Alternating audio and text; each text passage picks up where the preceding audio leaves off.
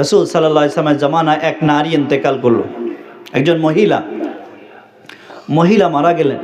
রসুলকে জানাইলেন না, রসুল তো রাষ্ট্রপ্রধান, সবার জানাজায় রসুল যাইতে পারেন না, যেহেতু সিকিউরিটি গার্ডের প্রয়োজন আছে।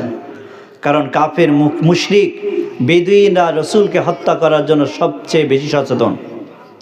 তারা সর্বক্ষণিক রসুলের কাছে, রসুলের উপরে দৃষ্টি, রসুলকে পেলেই মেরে ফেলবে। সাহাবারা বললেন, এই মুহূর্তে যদি ওই নারীর জানাজায় রসুল যান, রসুলের জীবনের শঙ্কা আছে, ভয়। এই জন্য রসুলকে জানাইলেন। রসুল সাল্লাল্লাহু আলাইহি সাল্লাম পরের দিন সাহাবাদেরকে বললেন, সাহাবা ওই নারীর কি খবর? বলেন, ইয়া রাসূলুল্লাহ, কালকে ইন্তেকাল করছে, আমরা তাকে দাফন করছি। আল্লাহ রসুল বললেন, কেন তোমরা আমাকে জানাও নাই? কেন আমাকে খবর দিলে না? আমি জানাজায় শরীক হইতাম।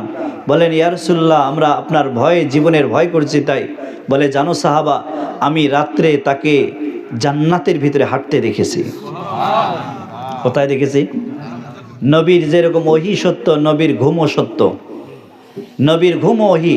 নবী বলছেন, আমি তাকে কোথায় দেখেছি? সাহাবারা জিজ্ঞেস করলেন, ইয়া রাসূলুল্লাহ, ওই নারীর কি আমল?